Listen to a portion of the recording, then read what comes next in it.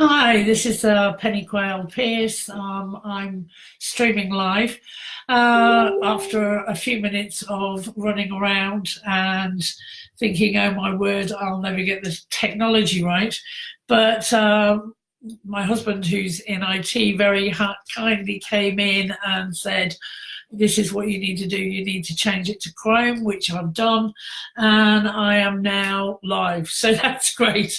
So thank you, Amy, for joining, and I'm sure a few more people will turn up once they realise I've managed the technology. Yo!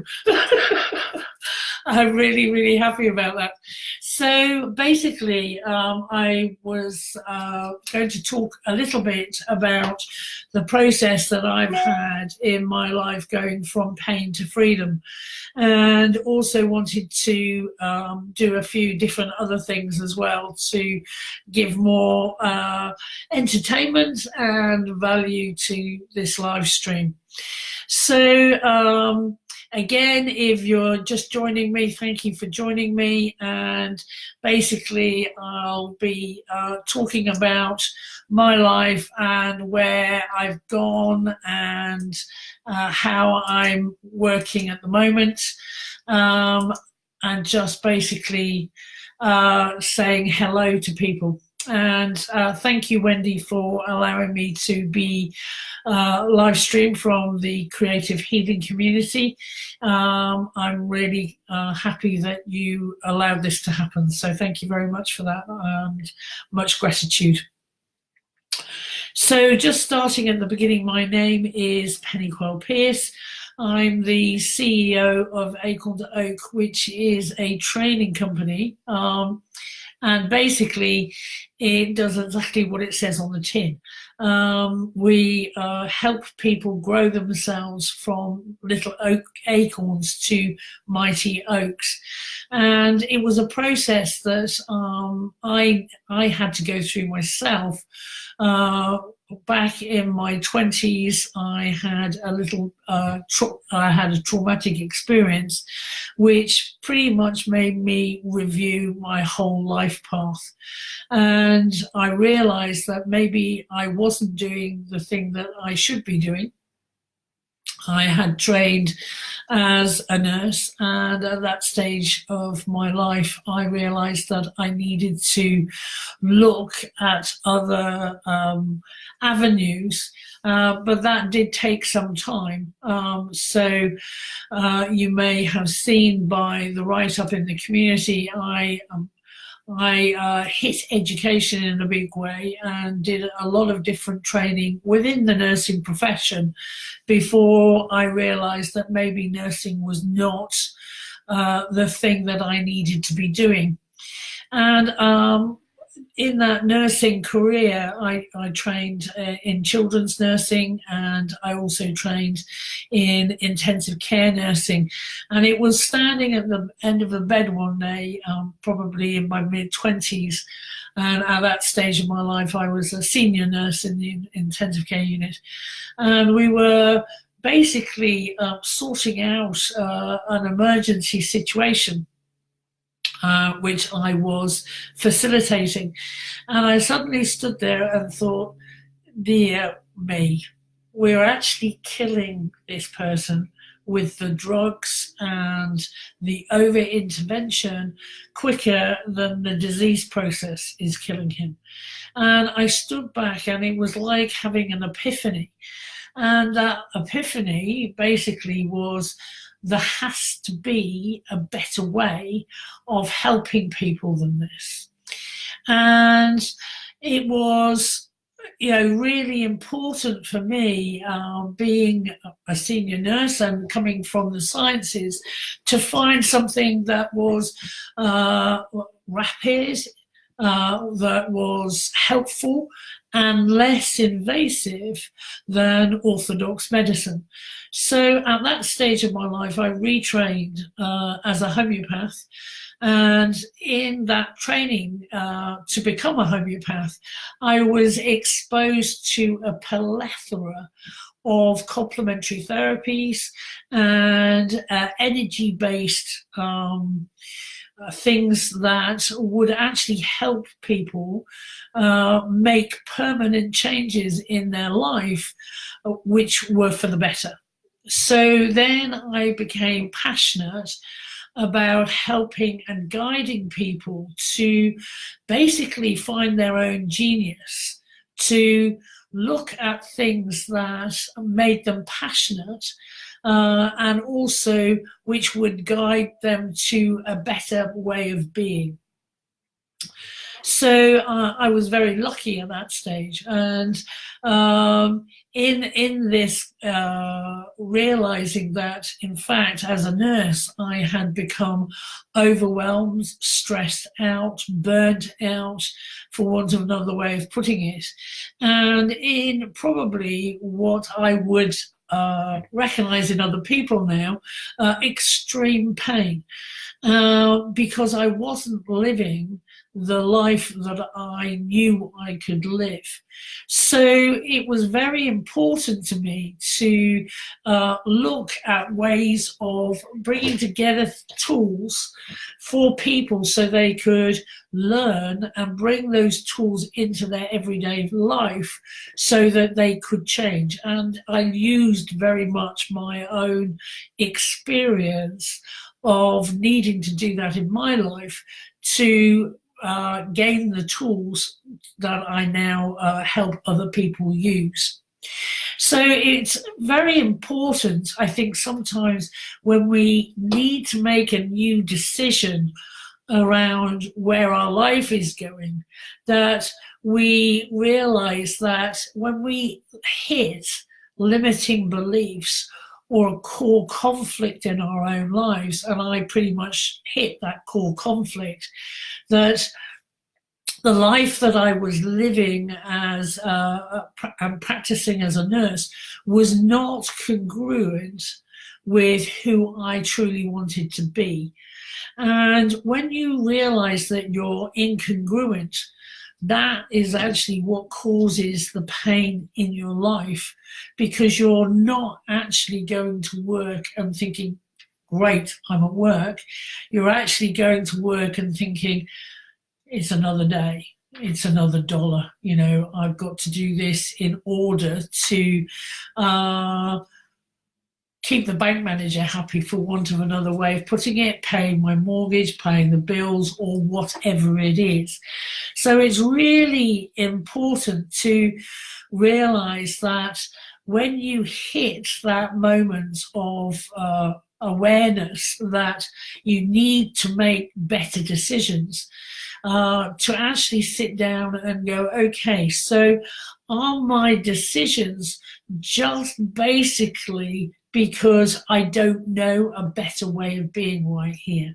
And I can remember when I first started my own journey, sometimes I didn't know how to behave, authentically behave as Pennie. I didn't know what to say or necessarily what to do, because I had been enculturalized into being a scientist. I'd been enculturalized into performing in a certain way. And yes, I took my nursing career very quickly to being a head nurse, or in the UK we call it a senior sister. And yes, I thought I had made it, but then I suddenly realized that not only had I not made it, but I wasn't happy with what was going on in my life. So when I had that epiphany and decided to make the decision to retrain, it was one of the best decisions I think I've ever made in my life. And as I retrained as a homeopath, as I was saying before, it exposed me to a plethora of other energetic medicines. And at the very beginning of going back to school, I had a real problem with some of the philosophy around homeopathy, because I had trained as a scientist, and a scientist looks at the law of opposites, whereas homeopathy looks at the law of similars. So to get my head around the change that I had to make in my own mind and my own mindset took a while, because there was a lot of resistance to a new way of being. But as part of that process, I was also introduced to other energetic modalities. One was Reiki, another was breath work, spiritual response therapy, all sorts of different things where, if it resonated with me, I trained in it, and I decided to take it further than just a hobby or a vague interest.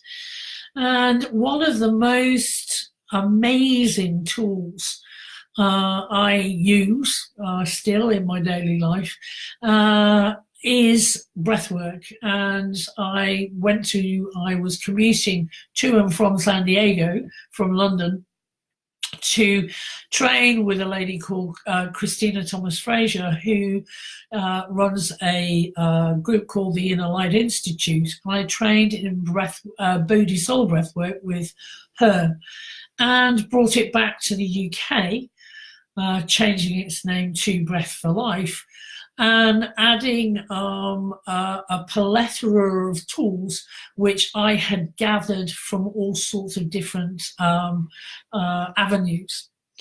And in that, part of the Breath for Life journey is about obviously mindfulness, spirituality, looking at how our mindset can affect our daily life, but also about the subconscious. We know the conscious mind is, 20% of our brain's capacity. We know from science that the subconscious is 40% of your brain's capacity, and the superconscious is 50% of your brain capacity. So when we look at the 20%, the 20% is how we live our daily life. It's our conscious mind, it's our reality, it's our reality, it's our, what is happening out here to us. Whereas our subconscious mind, and I pretty much divide it into two sections, 20% of it is skills and 20% of it is clutter. So when I look at the subconscious mind, it's very part of it is very, very effective and very, very efficient. In fact, all of it is, but it is just, as I was saying, dividing it into those two categories.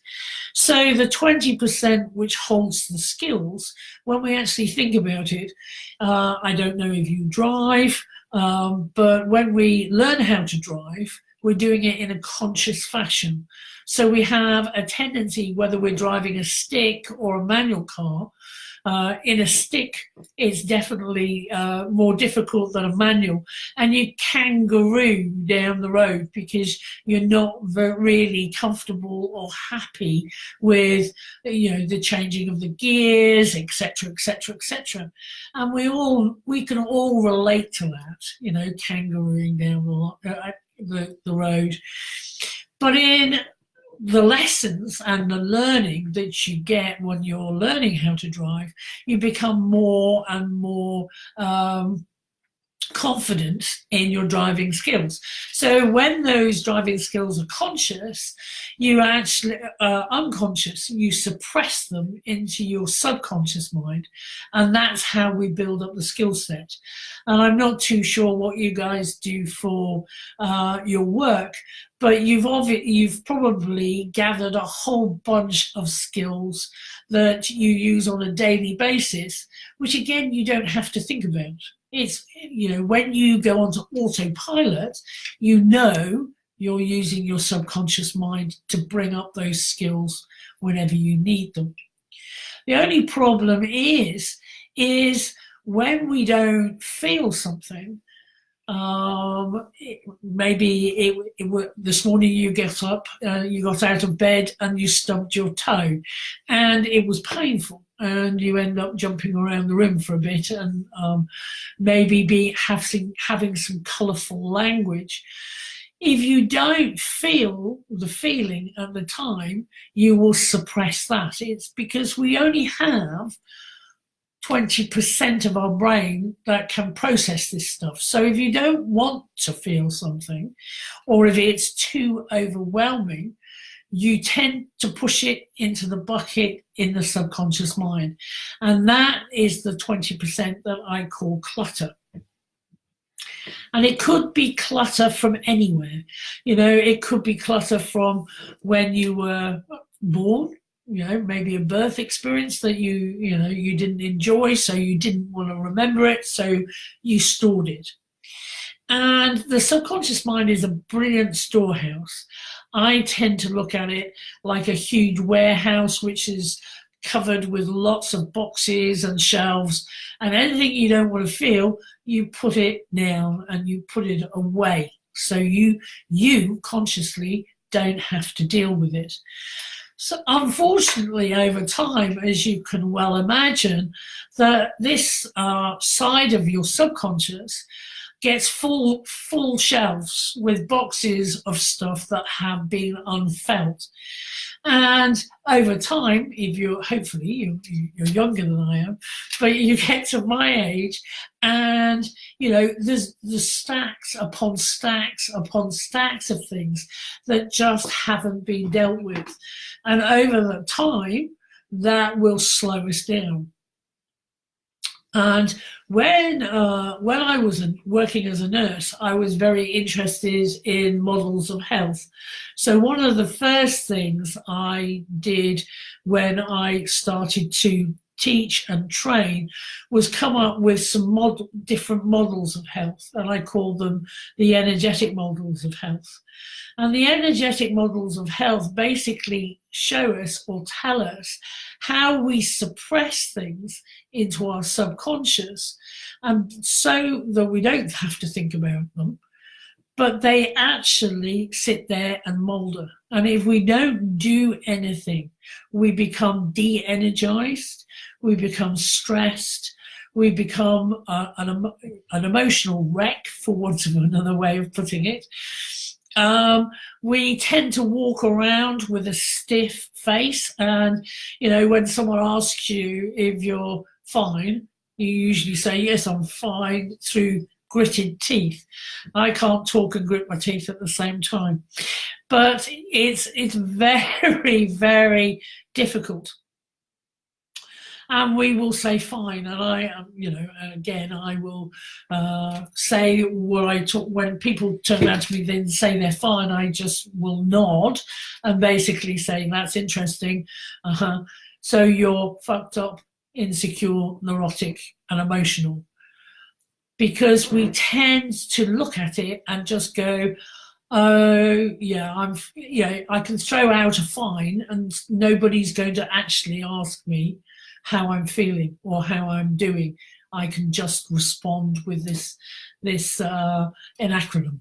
It's also the other one I love to say is when people turn around to me and say okay, and I will just go again, nod and go overwhelmed and knackered. And knackered being the English word for very, very tired. And it's really interesting how people will, as I said, their body language or something starts to show you that they're not doing as well as they could be doing. And one of the processes in my own life was I had to go back and look at some of the stuff that I had stored and pushed down in the subconscious. And at Acorn to Oak, we call it the swamp. we throw things in the swamp and hopefully they'll go underneath the layer at the top and sink. And there's old boots in there, there's shopping trolleys, there's all sorts of stuff. And at some stage, people will say to me, Pennie, I can't live my life like this anymore. And I will pretty much celebrate with them and I'll go, great, good. In that case, you will commit to making the changes. And some of the changes that need to happen is if you want to clear things from your subconscious, the best way is to get on site, i.e. go down to the subconscious and start to clear out of some of that rubbish. And it's really important to look at it and just go, wow, I love things and I'm very drawn to things that are effective, that bring real results. Because when I started this process myself, I was talking to Christina, who was basically taught me breathwork, and said, okay, how long does it take? And she basically said, it takes what it takes. For me as a homeopath, I went back to the homeopathic model and went, okay, so how long, if I commit to this process, will it take for me to shift through the stuff that is blocking me or the stuff that is really being very, very painful in my life? And again, going with their philosophy, homeopaths will tell you it will take 1 month for every year that you've had the problem. So if, say you've got a 3-year-old coming in who's got eczema and they've had it since birth, it would take 3 months to clear that energetically. So it's a good rule of thumb when I work with all sorts of different people, and it's depending on their age and the pathology they've got or they're showing at the time. It's the same in breath work. I will say to people, if you commit to breathing once or twice a month, it will take this long for you to make significant changes. And it's for a lot of people, that is really important information. And I found the truth, for me, the proof is always in the pudding. And I use my own life as the pudding. And yes, it's, I started doing the work in my 30s.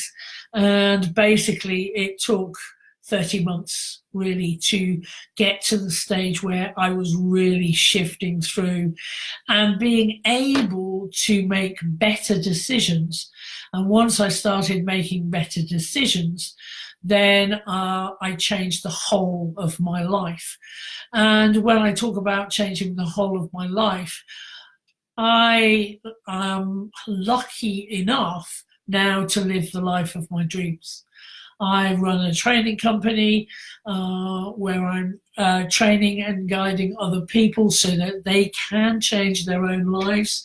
I got married when I was 46. I have a beautiful son who's nearly 2 years old. I live in a great area. I have a lovely home, etc., etc., etc. So, excuse me, an awful lot of people would say, Pennie, you're living the dream. I still have stuff that I need to address, but it's small potatoes, and I do it on a daily basis. Excuse me, I am just going to have a drink because I've had a cold.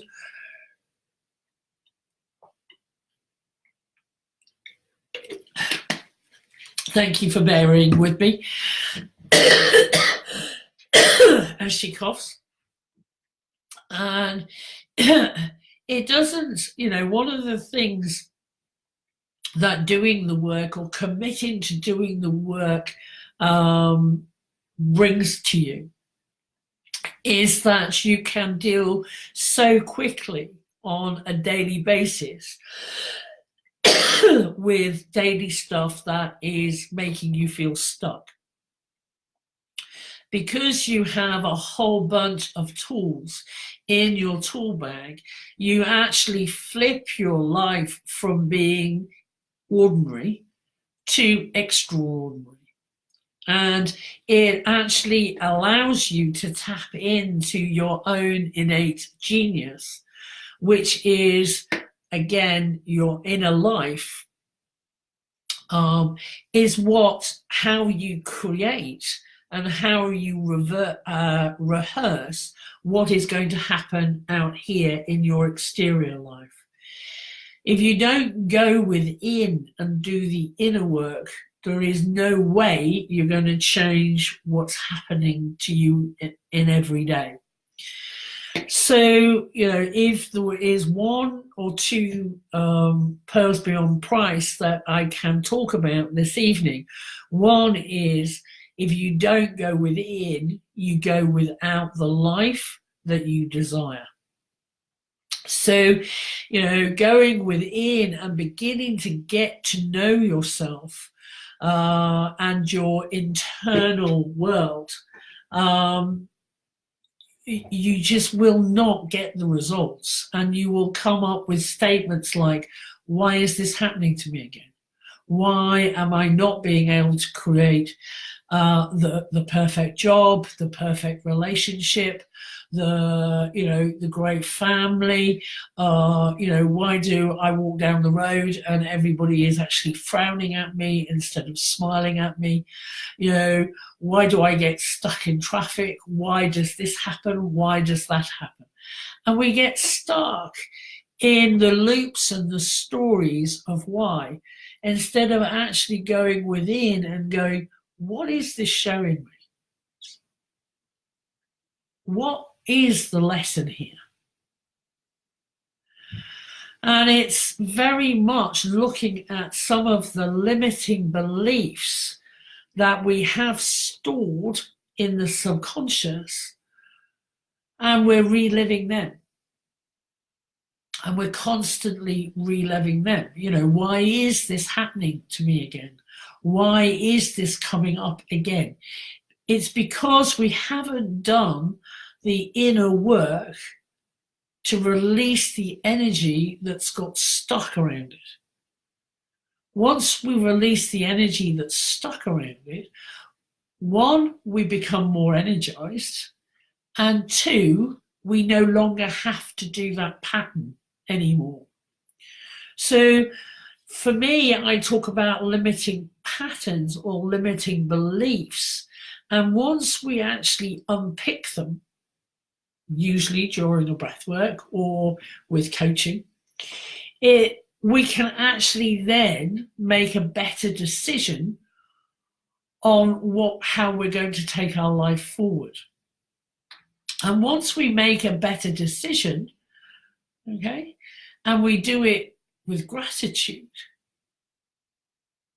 we then energize a new way of being. And once we energize a new way of being, we gain more clarity. And once we gain more clarity, then we can ask better questions. We forget that our minds are amazing things, even though we're only using 20% of it. Our minds are incredible, but they are based in the survival. They're based to survive. They're based, we have a big fight or flight, ability. So we tend to look at things and what are things that are threats and things that are not threats. And our whole conscious mind is wired to live that way. So our whole conscious mind is wired to survive. It's not wired to thrive until you start working with the inner self. And when you start working with the inner self, then you can make better decisions. And once you've made better decisions, You can, again, energize that with gratitude and realizing that everything is there to teach you, everything that is here as a lesson, and you can change what you need to learn. It's really, really important to get that point. And as soon as you change what you need to learn, then you gain more clarity, and then you start basically asking yourself better questions again. And once you start asking yourself better questions, then the search engine of your brain will put in a new search. And, then again, using the tools, you will then be able to bring that back and, and look at it and go, what do I need to do here? And one of the things that you need to do is to reflect, because that's where you pick up the learning. And if you reflect every day, what you actually do is you learn by the experiences that you've been presented with that day, and you can pick out the gold. Huh? And as you pick out the gold, what you're actually doing is investing more energy in self, and therefore you are more energized, and you will start to realize that you do have more clarity, and your clarity can be absolutely 100% pucker, 100% there. And with that clarity, you can then start to look at what would you, if you had the chance, what would you do differently? Yeah, what was good, what was bad, what's the learning? And once you've got the learning, you start putting more positive things into that storehouse in the subconscious, and you start changing the patterns and the limiting patterns, and all of it begins to shift and change. And what you actually then start to create is more joy, more happiness, more abundance, more opportunities. And some of the time it's the opportunities, because when we walk around completely and utterly in our own self, instead of looking at what is actually being presented to us, we don't see the opportunities, therefore we can't grasp the opportunities, and therefore we live a small life. What, again, I am trying to do with people is to say that you can live a big life. You can live an extraordinary life. You can, you can be with people you want to spend time with. You don't have to go down the route that, your career officer told you had to, or anything else. And, for my life, I have always said, when someone said, well, you can't do that, and I would say, why not? Because it's an experiment. Our life is an experiment. We can choose to be who we want to be. I don't like the word want, but, a lot of people resonate with it. So it's a case of we can choose to be who we would like to be, who we desire to be, who actually, it's becoming your own best friend and realizing, yeah, actually, that gal's pretty neat. It took me a long time in my life to get to that stage where I could say, Pennie, yeah, actually, I like her and I want to spend more time with her. And it's when you commit to doing, I'm probably bashing you with this one, it's when you commit to looking within and investigating what is inside you, where your stuff starts and where it finishes. Okay? And part of that is just beginning to realize that, you can love yourself and you can be your own friend. And I'm just taking it slow there for everybody so they can take a breath and realize that this is really fundamental stuff. You know, the amount of clients that I work with, and when I first meet them, I look at them and I go, they have no idea who they truly are. And we are these huge, immense, energetic beings. And, you know, it's many different people in this field will say to you, you know, we're not afraid of failure. We're afraid of our own greatness. And it really is a totally different mindset, but it's also having the emotional intelligence not to be blown around by your emotional baggage, but to actually spend some time clearing it. People say to me, well, why would you want to do that? You know, why would I want to delve into this stuff? You know, this is all a bit wooey, and quite frankly, it's not where I'm at. I look at it and go, yeah, but how many years have you been doing your life the way that you're doing it? And they'll come up with all sorts of different answers, you know, anything from, you know, 5 years, 10 years, 20 years, 30, 40, 50 years. And I'll go, is it really working for you? And they'll usually come out with, well, some of it's good, and some of it's pretty crappy, actually. And I'll look at it and go, well, how many years do you want to spend your life in crap? Okay? If you commit and make the changes on a profound, fundamental level, you won't have to do that anymore. You can live a daily life which is exciting and productive and creative and joyous and hilarious most of the time. And you know, if I'm not laughing by the time I've got up and I've gone through my daily ritual, and if I'm not laughing within 2 minutes of that, you know, I'll look at myself and go, why are you taking yourself so seriously? This is not serious, although we tend to think that life is. It's not. It's an experiment. And it is, you know, we can experiment being great.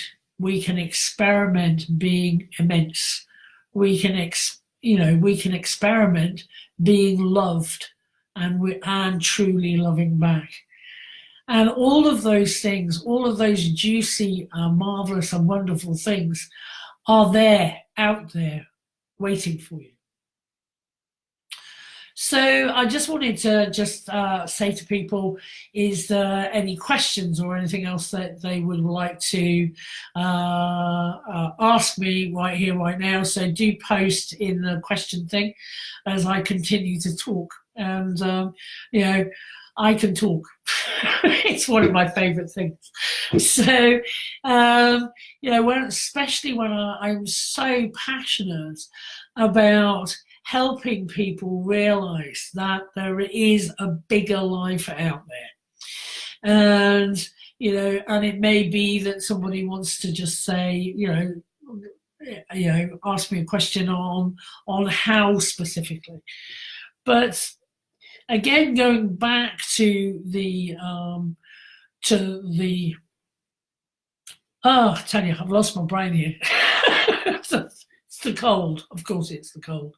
It's you know, how the brain works, and why I talk about the 20%, the 40%, and the 50%. And as I was saying, the 20% is our daily consciousness, our personality, ego, all of those things are in the 20%. The 40%, as I was saying, 20% of that is skills, 20% is clutter and things that we've suppressed. The one part that I haven't talked about until now is the 50%, which is our superconscious mind. So a superconscious mind, you can call it superconscious, you can call it spirit, you can call it soul, you can call it higher self, whatever fits into your frame of reference. And it is obviously the gold is kept there. And if we don't start connecting all of the three consciousness, so if we don't connect the conscious mind to the subconscious and the subconscious to the superconscious, then we're not working at our full strength or our full awareness. And when you actually start working with the whole rather than the 20, what actually happens is, and people will talk about going through different processes of downloading information or talking about being able to, we all have little bits of it. We may think of somebody and the next thing that happens is they call. Or so there's little bits of it. I also call it the clairs, because it's, obviously the clairs are clairvoyance and all sorts of different things. And it's having, part of our intuition is very much part of connecting these parts of the brain so that they can work in harmony with each other. And if they don't, we can actually talk about feeling less than ourselves. We can talk about being beside ourselves. We can talk about being, I feel split. I feel stuck. Again, our language, actually, the language that we use usually gives us an indication of what pathology is going on with that person at the time. And when I talk about pathology, I'm not talking about disease processes. I'm talking about whatever is stopping you become that magnificent energy being. So, we've talked about limiting beliefs. We've talked about looping around patterns.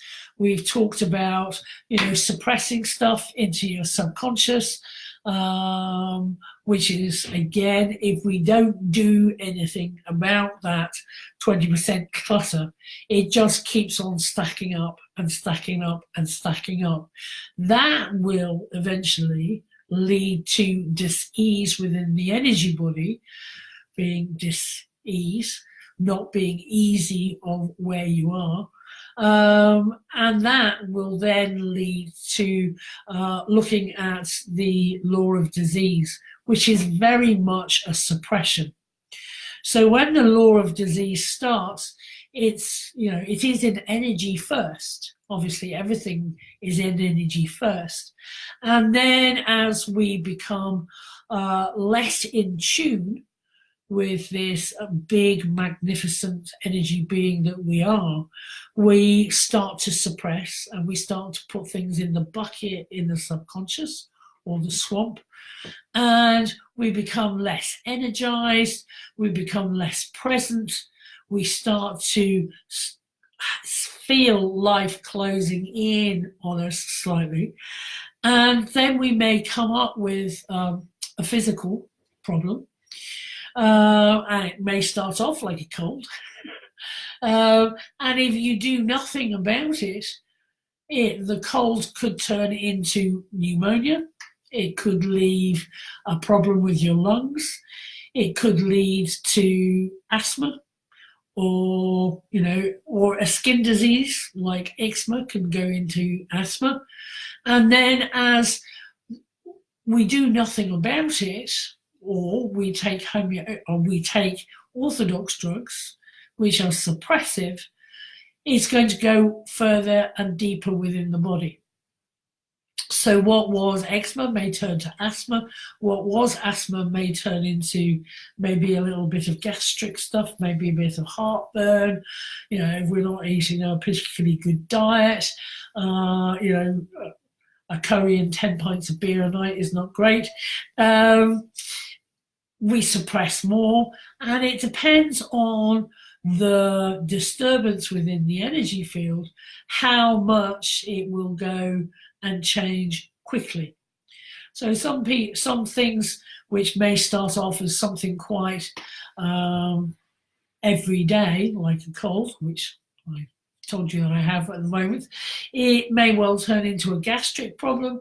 It may well then turn into a deeper pathology like Crohn's or ulcerative colitis, or if we are numbing out too much, it may go down the ME or MS route and pathology starts to build on pathology as our energy gets less and less. Then, and we're not re-energizing in any type of way because we haven't been told that we should or we need to. It can then lead to even bigger pathology. And what was MS or ME may turn into a bowel cancer may turn into something else. And then slowly and slowly, what you actually see, or what I'm trying to get over to you, is you've been this big energetic being, and it gets smaller and smaller, and your energy gets smaller and smaller and smaller until that 50% of your brain, the higher self or soul, or however you want to describe it, basically then just turns around and says, I can't live like this anymore, and decides to leave. And the physical body suit that we're wearing breaks down and leaves the planet, basically dies. So now I've depressed everybody by saying all of that. The great thing to remember and realize is that you can change that process at any given moment by making a decision to change it. And in making that decision to change it, people will then decide to go to a search engine, usually Google, and go, okay, so what can I do about this? I have cancer. What complementary therapies, what alternative therapies, what anything can I do to change this? And very much, if you introduce energy at that stage, being whatever energy therapy suits you or resonates with you, you will start to go into what I call the law of cure. And the law of cure, a great homeopath first described it, a chap called Herring. And Herring basically talked about it, the disease process will leave the most vital organ and go to a lesser organ. So what was cancer of the bowel will go back into having symptoms of MS or ME or asthma or whatever it was, and it will go through what we call a return of symptoms. So it will then move very quickly from that pathology into the lesser pathology. So from the most vital organ to a lesser organ, then from within to without. So what was in the physical body will probably then end up on the skin. And then it will leave the skin from the head to the toe. And it is one of the most astonishing things to see as a homeopath when you're treating people, because once they hit the psoriasis or the skin, the eczema or the dry skin or the dry scalp or whatever it is, I then turn around and go, right, we're in the law of cure. It will literally leave the body from the head to the feet, and it grounds out into the energy. But one of the things that we need to be aware of and very, very look for is, we are surrounded by this magnificent energy field, and each layer of that energy field has an energy associated with it. So we need to look at the roadmap when we're dealing with pathology. And, part of that, and I'm sure you've all heard of chakras and the associated energy with chakras, is you need to move the pathology out of the energy field in a very systematic, you can do it in a very systematic and a very, in some ways, regimented way, and shift it out to the highest vibration. And, again, it gets me talking about, energy is everything. However, it's also about what frequency or what vibration that energy is at. So when I talked earlier on about the power of making a decision and then looking at energizing it with gratitude, it's very much about, doing a gratitude journal or using gratitude and thanking the universe for the experiences and the learning that you get every day is very much about energizing your whole being, because there's no higher vibration except, of course, love than gratitude, because gratitude is love in action. So I'm just going to pause there so that you can all take a breath and take that on board. And I will repeat that. Gratitude is love in action. Okay, because when we can feel gratitude to any of the lessons that we have been presented with that day, we automatically raise our vibration to the vibration of love, because love and gratitude do go hand in hand. And someone asked me actually earlier today, Pennie, you talk sometimes about the experience you had when pathology hit you a few years ago, and I had a massive right-sided stroke. And I said, yes, obviously I needed to stop. I was totally ignoring my own authentic needs, running a busy training company, absolutely 100% committed to my students and their experiences, etc., and not taking care of my own needs. Well, I got hit over the head with a baseball bat from the universe saying, you need to pay attention. And it was one of the most amazing experiences I have ever had, because I knew when I hit A&E that, my blood pressure was something like 260 over 140, which is outrageously high. And I was obviously going into a pathology tunnel. And I knew I had to keep my vibration at the highest possible level. And I kept on thanking the universe for the experience. I then started chanting, and I literally chanted every minute of every second of every hour for the next 3 days. And during that experience, which I'm not going to share with you because obviously I don't want to bore you too much, but within that experience, I was in bliss. I never hit fear because I was keeping my vibration at the highest possible level. And I have done some work with one of the stroke communities down near Southampton in England, talking about this and saying that, one of the things is we tend to think when something like that is happening, if we do go into fear, then our vibration will drop.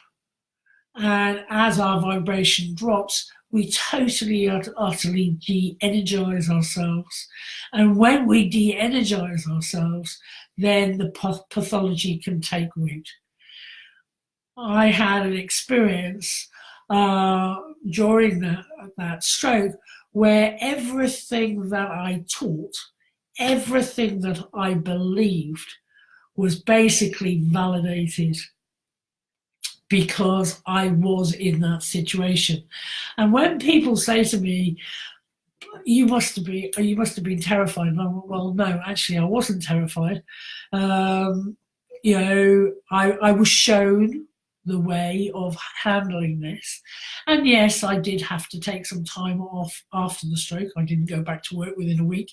I was discharged after a week, and then it took me, I decided to take 6 months out, which was very much part of my own recovery and healing. And it also taught me again the power of rewiring your own mind.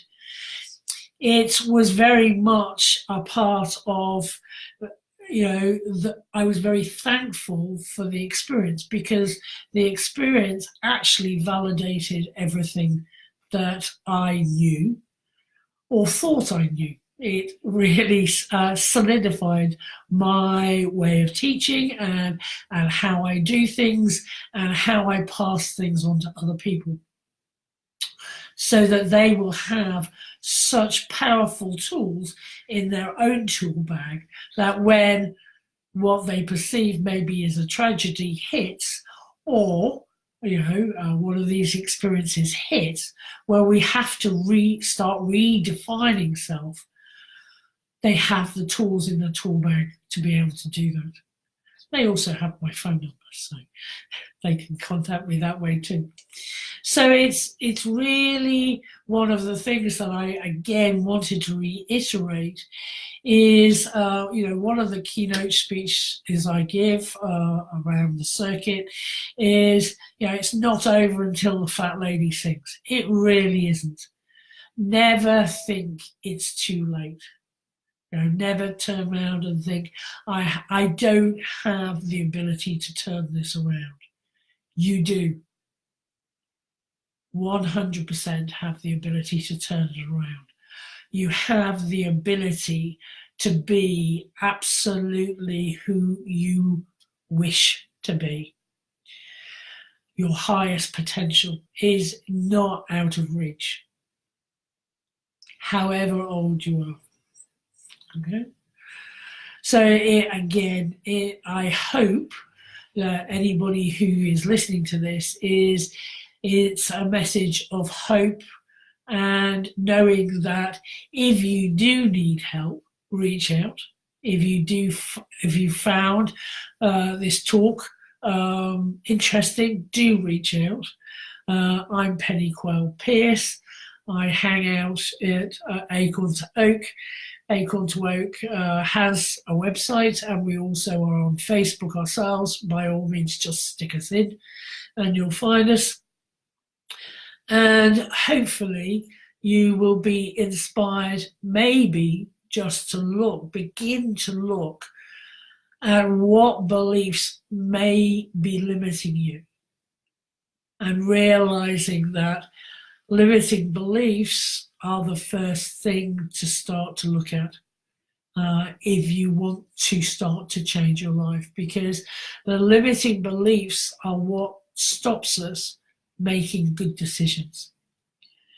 And once we start making good decisions, we can start flipping the coin from living an ordinary life into living an extraordinary life. So, nobody's asked any questions specifically, but Amy, thank you for sharing.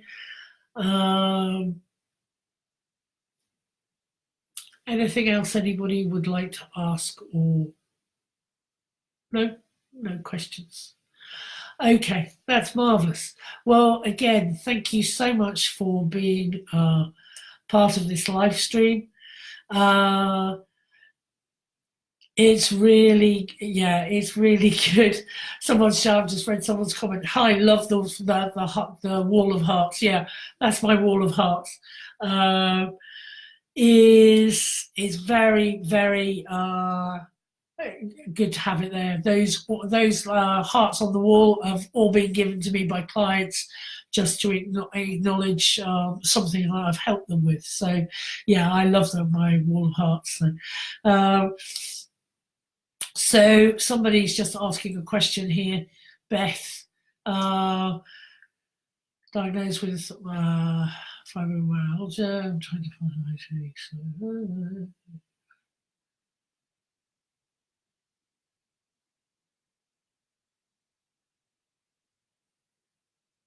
Okay. Best, what I would suggest you do is definitely message me, message me or get in touch with me via the Facebook Messenger, and I can definitely have a conversation with on how you move past your blockage. It's not a problem. Um, it's something like that. When we get a diagnosis like that, it sends us reeling, and it sends us into pretty much an instant pit. And the only way to do that, probably, and you will find it a lot easier if we have that discussion, not on a live stream. I don't want to expose you or make you feel vulnerable. So, by all means, message me privately, or whack up how I can contact you via the creative healing community. Okay? There is help. There is always help. I would love to just say thank you very much for sticking with me. Thank you very much for being there. And I send you lots of love, and I wish you a very, very happy life. If I can be of service, by all means, get in touch with me by the Creative Healing Group or with an Acorn to Oak. Okay, you take care now, and I'll say goodnight.